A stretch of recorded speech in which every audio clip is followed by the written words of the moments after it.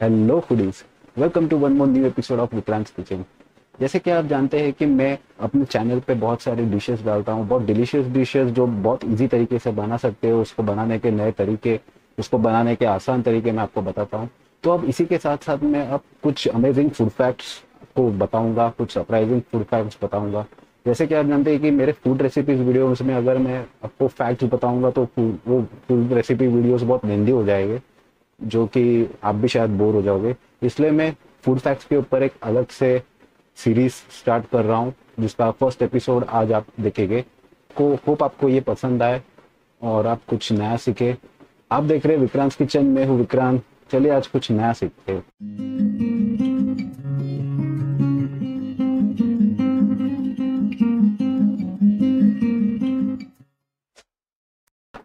क्या आप जानते हैं आप पीनट बटर से हीरे बना सकते हैं? Yes, diamonds can be made with the help of peanut butter. Germany के बियरिश जो इंस्टीट्यूट वालों ने ये डिस्कवर किया है कि पीनट बटर में इतना कार्बन होता है, उसके कार्बन डाइऑक्साइड में से ऑक्सीजन को एक्सट्रैक्ट कर लेंगे और सिर्फ कार्बन के ऊपर इतना प्रेशर दे देंगे तो उसमें से हीरे बन सकते हैं। है ना अमेजिंग फैक्ट। व्हाइट चॉकलेट, जो व्हाइट चॉकलेट आप मार्केट में देखते हैं वो एक्चुअली में चॉकलेट है ही नहीं। जी हाँ, है ना सरप्राइजिंग। व्हाइट चॉकलेट में कोई भी चॉकलेट कंपोनेंट्स, कोई भी चॉकलेट सॉलिड्स है ही नहीं। केवल वेनिला, मिल्क प्रोडक्ट्स, लेसिथिनिन और अन्य ब्लेंड ऑफ शुगर, बस कुछ वेराइटीज ऑफ शुगर, इस सब से बनता है व्हाइट चॉकलेट। और उसमें एक्चुअल में कोई सॉलिड चॉकलेट होता ही नहीं।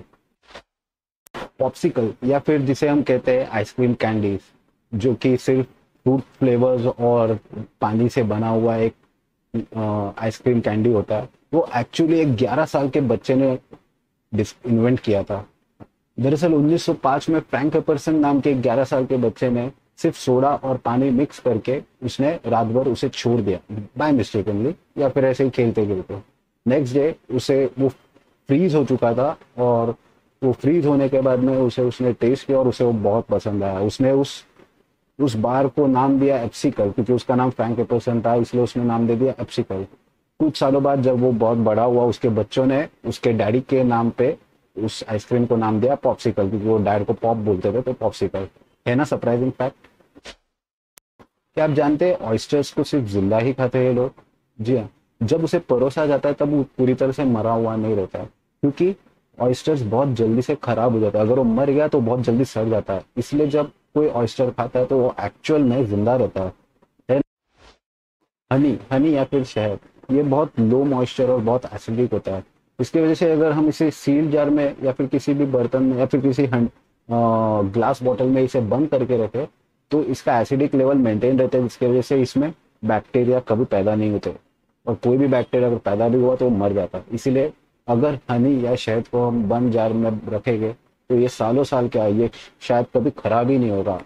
ये जानते हैं आर्कियोलॉजिस्ट ने हजारों साल पुराने हनी, हजारों साल पुराना शहद भी ढूंढ निकाला, जो अभी तक इतना फ्रेश दिखता है, इतना फ्रेश टेस्ट है उसका, वो कभी खराब नहीं हुआ। सोचो, हजारों साल से वो खराब नहीं हुआ। ग्रेप्स या फिर अंगूर, क्या आप जानते हैं कि आप इसे माइक्रोवेव में अगर सिर्फ कट करके रख दोगे तो ब्लास्ट हो जाएगा। माइक्रोवेव, जो कि माइक्रोवेव रेडिएशन पे काम करता है, अगर आप उसमें कोई भी छोटी जैसे अंगूर को कट करके रख देंगे तो उसमें इतना इनफ पावर नहीं रहता, इतना पावर नहीं होता कि वो उन वेव्स को एब्जॉर्ब कर सके, और इसीलिए वो उस वक्त एक एंटीना का काम करता है, जिसकी वजह से ब्लास्ट होने के बहुत संभावना है। तो अगर आपने कभी ट्राई नहीं किया है तो मैं आपको सजेस्ट करूंगा इसे कभी ट्राई भी मत कीजिएगा। लेकिन है अमेजिंग फैक्ट ये। क्या आप जानते हैं जो मशहूर चिकन विंग्स आप जो केएफसी में खाते हैं या फिर किसी भी रेस्टोरेंट में जिसे हम बफेलो विंग्स भी कहते हैं, ये एक एक्सीडेंटल इन्वेंशन था। एक्चुअली जब चिकन विंग्स ये डिश जब हम जब जब से बना हुआ है, उसके पहले चिकन विंग्स को फेंका जाता था, कूड़े में फेंका जाता था, क्योंकि इसका कोई यूज ही नहीं था, मतलब कोई समझता था इस किसी काम का नहीं है।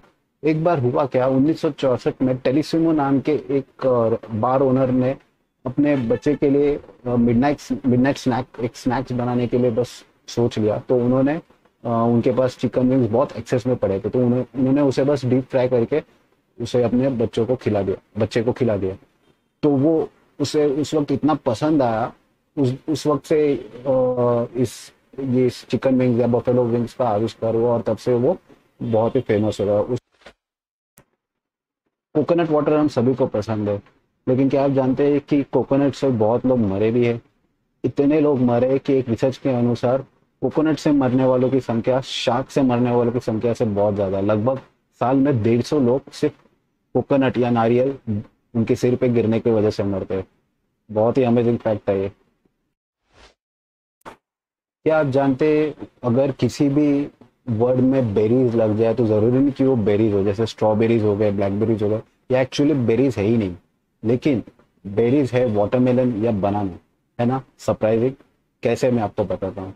दरअसल बेरीज का डेफिनेशन ही ये है कि अगर किसी भी फ्रूट के बाहर कोई छिलका हो या कोई शेल हो और अंदर उसका फ्लैश हो और उसके अंदर सीड्स हो, वो प्रॉपर टर्म है बेरीज का। तो उसी डेफिनेशन के अनुसार जो वाटरमेलन है वो एक बेरी है और जो स्ट्रॉबेरी है वो बेरी नहीं है ना सरप्राइजिंग। तो उम्मीद करता हूँ आपको मेरा वीडियो पसंद आया। आज के लिए बस इतना ही। अगर आपको वीडियो पसंद आया तो नीचे जो लाइक का बटन है ना उसे लाइक कीजिए। चैनल पर नए हो तो सब्सक्राइब करके बेल आइकन दबाइएगा, क्योंकि मेरे आने वाले सारे वीडियो के नोटिफिकेशन आप तक पहुंच जाने चाहिए। तो इसी तरह फैंटास्टिक अमेजिंग फैक्ट्स और डिलीशियस रेसिपीज देखने के लिए देखते रहिए विक्रांत किचन। मिलते हैं आपको अगले एपिसोड में, तब तक के लिए बाय बाय।